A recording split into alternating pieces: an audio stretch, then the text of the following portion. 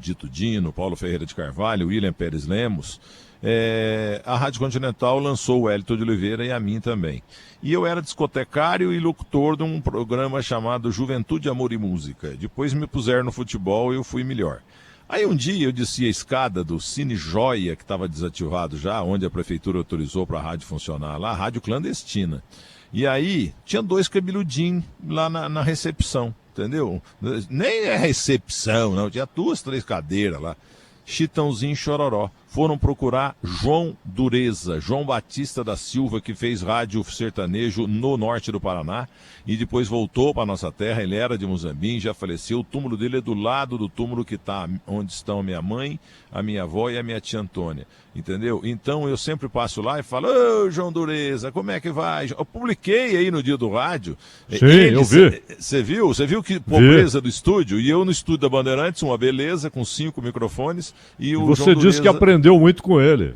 Não, então, fomos gravar, inclusive, tem uma vinheta aí que eu tenho, aí na Rádio Bandeirantes, que é um acetato, que a gente conseguiu numa rádio lá de Poços de Caldas. Nós fomos gravar as vinhetas lá, entendeu? João Dureza, ele fazia o Cidade Sertaneja com Paulo Ferreira de Carvalho, os 2 já morreram.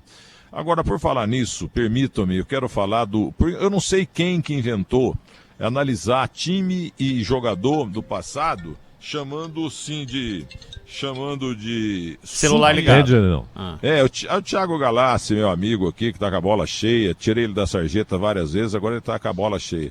Mas é o seguinte, então, eu não sei quem que inventou, jogador e time, como é que é? Subavaliado? Como é que é, Zaidan? O super avaliado.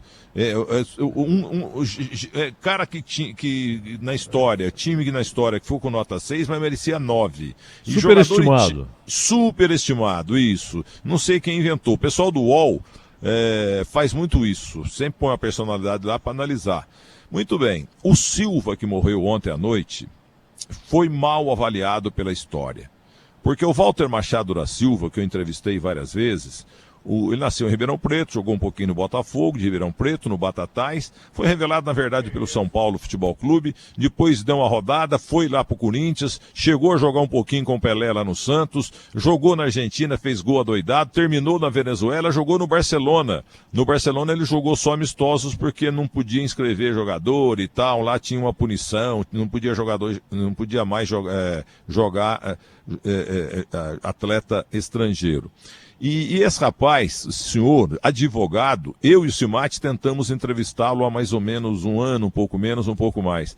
Ele, Zaidan, já não estava falando, ele estava faltando fôlego para ele. A entrevista durou 2, 3 minutos, até precisamos recuperar isso aí, entendeu? Porque ele não conseguia mais falar lá no Rio de Janeiro. E uma época, ele foi advogado do grupo do Rondinelli, o Deus da Raça. Mas o que eu quero falar a respeito disso, que é um fato histórico? Em 1964, Santos e Corinthians jogaram no Pacaembu.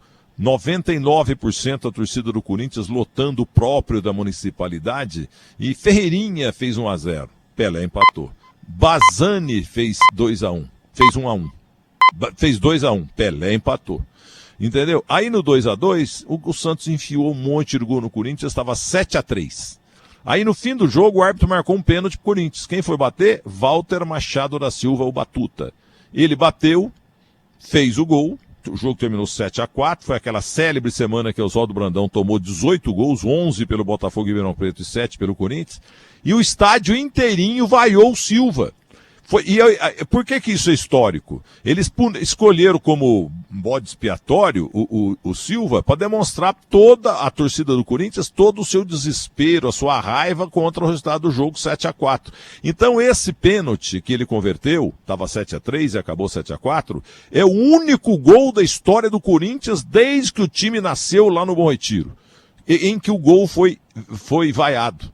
Nunca a fiel torcida vaiou um gol do seu time, pois aquele dia, em 64, vaiou porque estava 7-3, ele fez o pênalti 7-4 e o Pacaembu, que tinha 99% de corintianos, uma vaia danada no coitado do Silva. Não teve culpa nenhuma, né, Mendo? Entendo que não, né, Milton? E se você está dizendo, eu acredito. Você sabe, Milton, que antes dos seus palpites, só quero lembrar que antes do presidente do Fluminense falar de Joaquinzinho e Pelé, você falou do Ferreirinha, eu me lembrei aqui, rapaz. Sumiu, eu não acho Ferreirinha. Pois é, o meu pai, eu sou torcedor do Santos, meu pai era torcedor do Corinthians, né? E meu pai brincava comigo e falava assim, não, o Pelé é bom, mas o Ferreirinha... Ronald, eu sempre falo, eu era um ouvinte de rádio deficiente visual, é claro, porque não tinha televisão. Moçambique tinha 5 televisões, na minha casa nunca teve. Esse jogo aí foi um inferno na minha cabeça, porque o Corinthians pegava na bola, parecia que o mundo estava acabando, era a Segunda Guerra Mundial.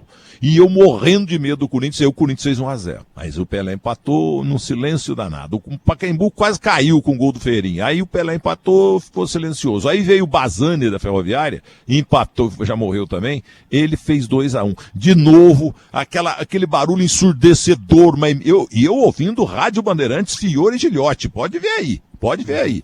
Aí, sabe o que aconteceu? De repente o Fiore... começou a ter, o Pelé empatou de novo, 2-2, e não tinha mais barulho de torcida. Foi diminuindo a torcida, assim, porque aí dava para escutar Joel Camargo, eu escutava Mengalvio, Dorval, Coutinho, Pelé, porque nos primeiros 15 minutos não dava para ouvir absolutamente nada quando o Santos estava com a bola. Era só Toninho Corinthians. Tava nesse jogo, não estava? Não, o Toninho não. Toninho veio mais tarde. Toninho, o Antônio Ferreira. Em 64, acho que ele não estava, não. Ele veio com o Batista. Mas... Os dois morreram lá de Bauru. Entendeu? Mas o que eu quero dizer é o seguinte, que o deficiente visual, ele tem a sensibilidade que nós não temos. Então eu fechava o olho e ficava ouvindo. Se não me engano, o Rivelino jogou também. Era um verdadeiro inferno esse Rivelino. E não levaram o cara para a Copa de 66. Então o Santos ganhou de 7-4. Esse é o fato histórico. O Silva, que morreu ontem, foi o único jogador da história do Corinthians que foi vaiado após fazer um gol.